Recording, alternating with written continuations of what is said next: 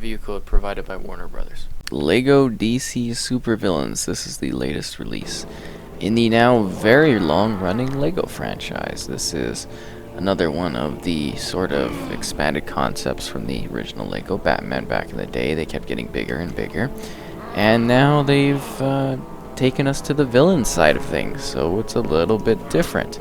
The general narrative follows the fact that the Justice League has been disposed of by this new weird alternate sort of universe, kind of Justice League knockoffs. And you're playing as the villains trying to fix the problem, So first off, I'll note that our core base is over there in the swamp, the Legion of Doom. It's a bit of an awkward situation, to be honest. Because you always, you're out here in the middle of nowhere, and then you have to go to this large, sort of really winding town. It's not just like a town. It's all of the different, kind of DC worlds, the important ones, kind of branch together. As you can see, there's a large range of characters. I don't have a ton unlocked. We're not super far in the game. I want to say we're over halfway, but there's a lot of levels in this one. Tons of vehicles. It really is just filled with content. It's a fully voiced experience in terms of the narrative and the levels. And then there's the free play, and then there's tons of collectibles. It's also Xbox One X enhanced. We're getting an improved resolution and HDR support, which is actually new for the franchise. I don't believe from what I'm looking at, they haven't supported HDR in the past. So that's pretty good. I remember there being some enhancement problems on the other ones, but this is running really smooth. There's a lot of rain too, so it's actually surprising how fluidly fine this game is running. There's a pretty good draw distance. Fast worlds that are, sort of inspired by Lego designs. We've got characters running around, and we've got basically just a really expansive playground that we get to play around with. We can take a look at the overall map here so you get just an idea of things. And then there's this huge metropolis center over here, and then we've got Smallville, and everything here is filled with activities, little mini games, little things that you can take part in. I believe that's Wayne Manor. And there's level select. Damn, there's a lot of them. I assume some of them are extra levels and stuff. Challenges, Earth Progress. I don't do a lot of extra collectibles in these anymore. I remember sitting there and literally earning every single achievement in these games. And then there's a point where I was just damn, this is time consuming. And they keep getting bigger and bigger, which is great because you get more value out of it, and these Lego games are just fantastic. But I was just this is too much for me. But I know some people love to sit here and just collect and collect and collect. And this is another entry in that front. That's the thing, though. It's just kind of another release in a different style of world. They've tweaked a lot of things, and they've added a lot to it. That guy's looking creepy. But, I mean, yeah, it's definitely, it's what you know, but in a new way. And I am impressed with what they've managed to achieve in terms of being a little bit different. There's the whole sort of weird selfie thing you can do now. So many characters, they all have different personalities and different tool sets. In terms of, I guess I should mention first, it's drop and drop out co-op, obviously, local again. I'd love for them someday to bring back online, but that doesn't seem to ever be happening, so I'm going to have to give up on that dream eventually. But narrative-wise, you are your own custom character. You build your guy, you can customize every single part of him or her or it or whatever weird Lego thing. You can be like a hot dog person. You can do whatever you want. There's so many choices in this entry in terms of customizing your character. The hands, the arms, the body, costumes, capes, your colors of your abilities, how your abilities shoot, the design, and you're constantly sort of adding to them as well. You're not just making a character and being done with it. And then you're the silent type person, kind of like the old Lego games, so it's a bit of a throwback in that regard as far as being a joke. Not to mention, And you get little bits of storytelling Okay, ready. He's not with Lois recording on here this as she's crime trying to wave, figure Jimmy, out what's which up is with these really new odd guys. for a reporter with his credentials. Ken Yeah, Clarkson? it kind of helps Where did he build the work story before out a coming little here to the bit. planet? It's all According to his resume, voice acted, he's been all over obviously, the as I world, mentioned. looking for the most And it's exciting got that stories. sense of a little Yet when humor. alternate It's dimension a game heroes that's for descend on all Gotham ages, and and it's still Metropolis really and fail to enjoyable. keep up the I've been standards of having the a lot of Justice fun with League, it. I mean, he there's a misses out ton on of the levels. details. The levels You know, seem to be a some little people exaggerate their shorter than they resumes. usually are. See, Clarkson they is have these definitely the not set what he level times, seems, but and then they it's really not like, what's important right now. I don't want to say Let's bloated, but they focus on this expanded crime wave, Jimmy. the If Clarkson episodes won't report out it, we will. considerably over time. You know, they got bigger and bigger, and this one kind of returns to more like a shorter format, but you also get these like weird bridging levels where they're not really levels because they're not tracking your you know, your studs counts and stuff. So it's not a level, but it's like a gap little bit of missions you're doing in order to progress to the next step. I'd say there's just a ton of levels, so you're getting a lot of variety. We've been to some pretty cool places that are not just, you know, areas here. We've been to Oya and also the Ape Land that I can't quite recall, but you go and you visit some unique locations, and there's lots of buildings. The levels are a creative mix of puzzles and action combat. There's a fair bit of combat, but it's definitely more focused, I think, towards the puzzles and solving and using a very wide roster range. They were sort of, I'm guessing, allowed to do whatever they wanted in terms of a narrative and having characters here, because you get to see so many DC villains. It's not just the villains too, though. I mean, there's obviously, you know, heroes are involved too. Like at the start, there's like Batgirl and Nightwing off the bat that you kind of see, and you can get those characters and use them, obviously, if you like. But I mean, this is very much focused on the dark, chilly side of the universe, and, you know, of all the comics and stuff. And you get some really funky looking options in here. But of course, the heart of it is always the Joker with Harley Quinn.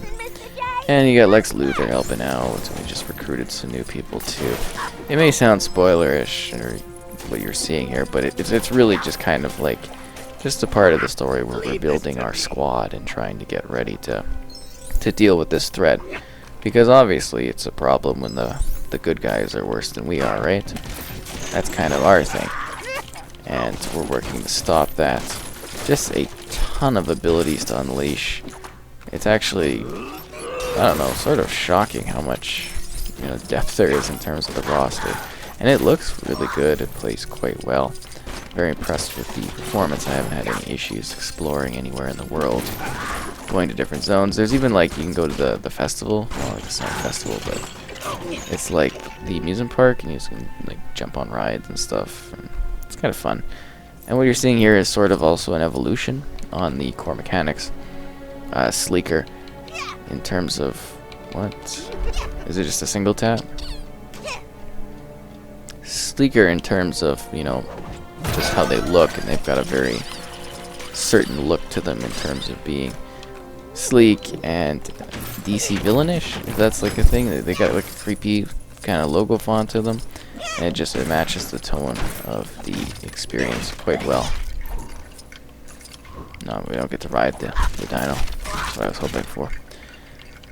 But yeah, you're kind of seeing that. If you've played any of the past games, you know the formula that they deploy in this franchise, and it hasn't gotten stale to me, you know. I still enjoy playing these games. I've been playing them since the very first one with the Lego Star Wars, just the prequel trilogy.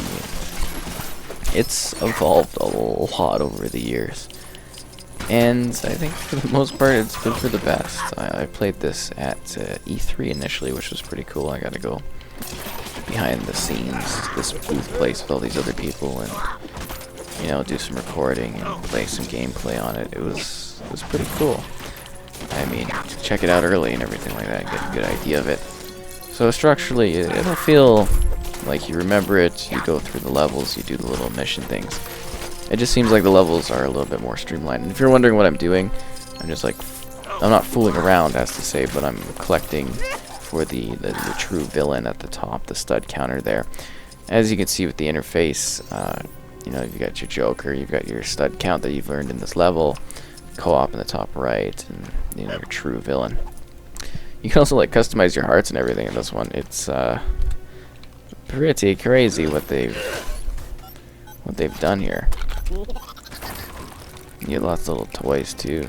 Oh, I assumed I had to use this thing.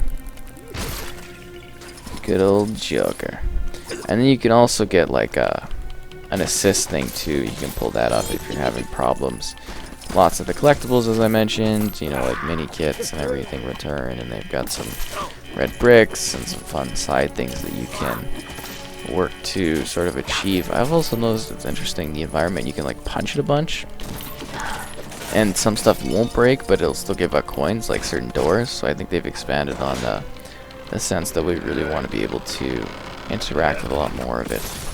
Like initially back in the day I was always like, the whole world should be Lego, but I think they've got a good balance of, you know, this like sort of realistic environment that works better for the gameplay, visuals and mechanics, and that Lego style that we love so much. So what we're doing here, in case you didn't notice, is we are collecting items for this pot. And this pot gives us an ability. So this is one of the, you know, refined, newer type things. And it gives you, you know, a task. You have to find like 3 items. You bring it in, you put it in there. And you might be using the Joker to do it. You might be using Scarecrow and then having his gas. I mean, there's a couple different sort of options, and you're just trying to find these icons. Well, not icons, but these items within the world, and you pick them up like I've been doing. You put it in here, and then you unleash your gas, and it helps you kind of get to where you need to go. Obviously, I can be using the whole roster at this time too if I like, but I'm just kind of rocking the Joker because this is his thing. And then yeah, we go to this like funky kind of purplish thing, and we're able to unleash gas, and it'll push us where we're going. Obviously, there's cinematics, a huge roster of characters, a lengthy story, free play so that you can replay the levels and unlock new collectibles, and that adds a sense of replayability to it. You can spend just countless hours here, not only just exploring this place, but also venturing out into the large hub world they set up with this one, so that you can, you know, get more out of the game if these options are not enough. What? I can't do this. And then we switch to the other guy. See, this is very helpful in terms of letting you know what characters you need to do. I haven't really gotten stuck in this one at any point, so I don't think there should be any problems. Oh, is it going to blow up or no? I've also had no problems in terms of like bugs or crashing or anything, which is great. Usually the Lego games have like, you know, the odd hiccup here or there where there's like a crash or a performance problem.